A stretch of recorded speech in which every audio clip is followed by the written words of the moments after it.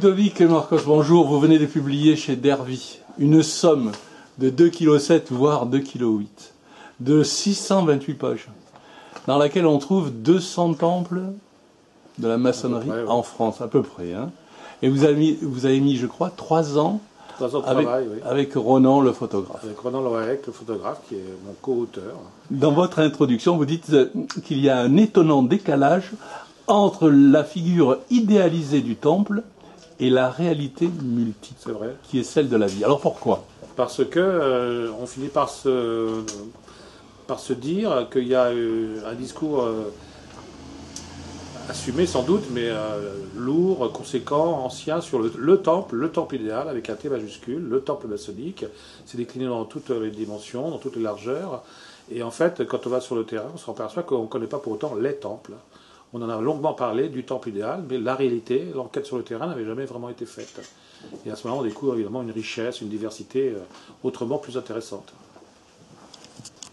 Alors, historiquement, puisque vous êtes historien, les divulgations, je dirais, des anti-maçons dès 1737, est-ce qu'elles ont contribué à un corpus de décors et d'architecture? Oui, oui.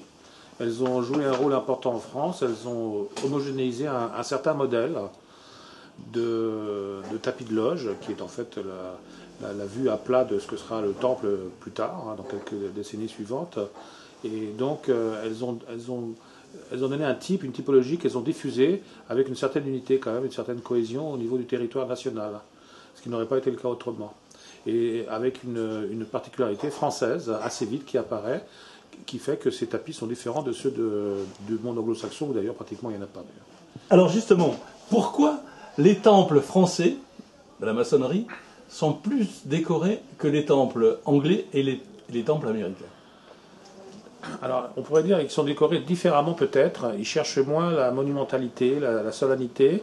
Ils ont très vite eu un caractère un peu plus intime. Ils sont beaucoup plus axés sur le partage fraternel, alors que les temples anglo-saxons sont souvent, rituellement parlant, plus froids.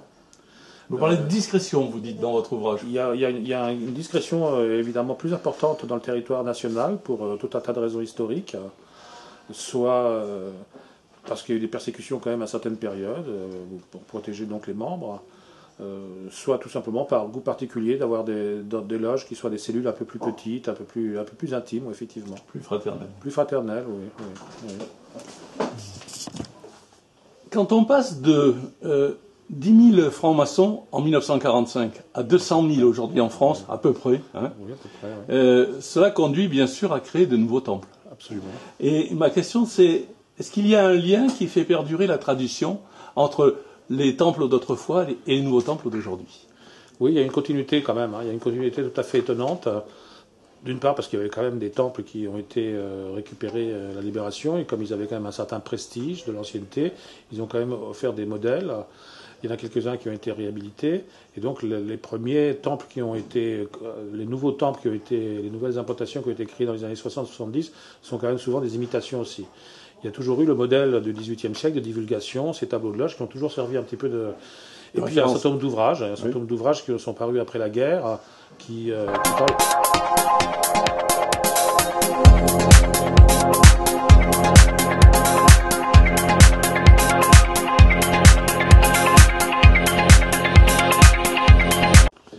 Alors Ronan Loaec s'est trouvé avec des lieux, des volumes qui avaient des espaces plus ou moins éclairés, plus ou moins assombris, des clairs-obscurs, des contre-jours, à tout bout des éclairages différents aussi. Des éclairages très différents. Oui.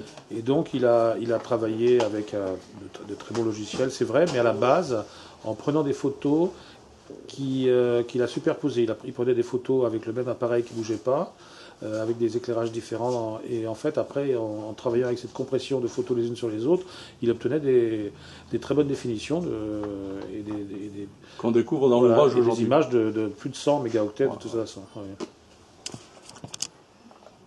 Historiquement, les temples étaient assez reliés aux religions, qu'elles soient protestantes, qu'elles soient catholiques, et quand la maçonnerie française a voulu donner une teinture un petit peu plus humaniste, quels ont été les éléments clés qui ont fait évoluer cette image?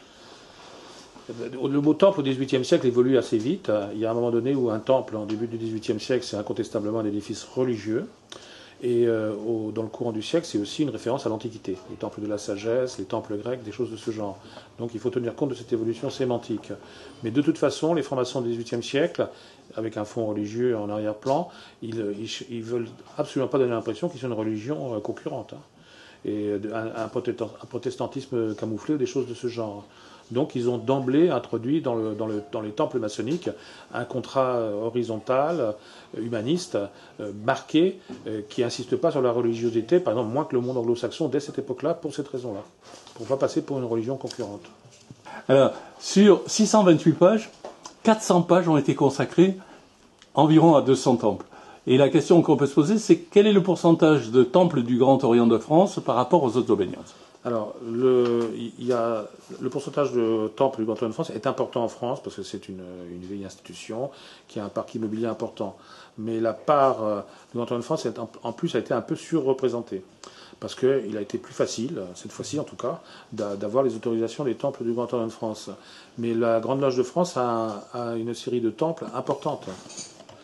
La Grande Loge de France a des temples à Rochefort, à Poitiers, à Dijon, à Dunkerque, à Arles, à Saint-Raphaël, enfin à Montpellier, dans bien des endroits qui ont été photographiés, qui sont de très très beaux temples. C'est, après le Grand Orient de France, évident que la Grande Loge de France a un très beau ensemble de temples, et j'espère avoir l'occasion un jour de mieux les valoriser d'ailleurs. Et de faire une suite alors ? Oui. Pourquoi pas ? Tout à fait. Des temples d'autres obédiences, obédiences féminines ? Alors l'obédience féminine n'a pas beaucoup de temples en France. Il y a Paris, Lyon et Marseille simplement. Le droit humain a une petite deux dizaines de temples. Mais voilà, c'est tout. C'est surtout le Grand Orient de France et la Grande Loge de France. Alors, la photo met largement en valeur le mobilier. Et la question qu'on peut se poser, c'est est-ce que cette mise en valeur du mobilier, c'est un rappel des francs-maçons opératifs, ébénistes, menuisiers ou autres artisans ? Il y a toujours eu des artisans au sein des loges qui avaient un certain savoir-faire.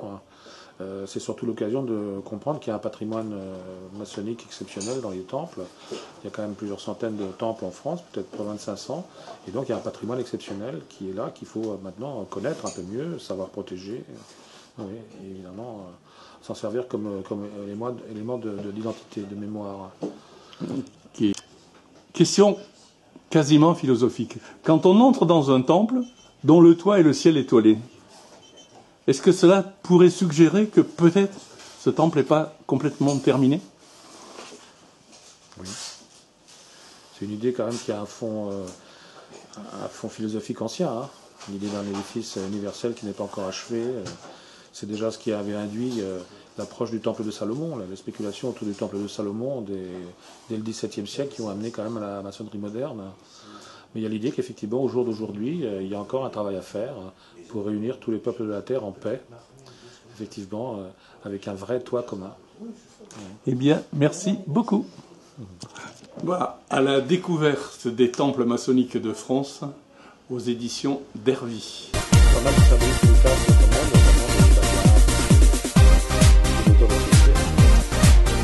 Ce sera complet. ça s'organise. Donc, en fait,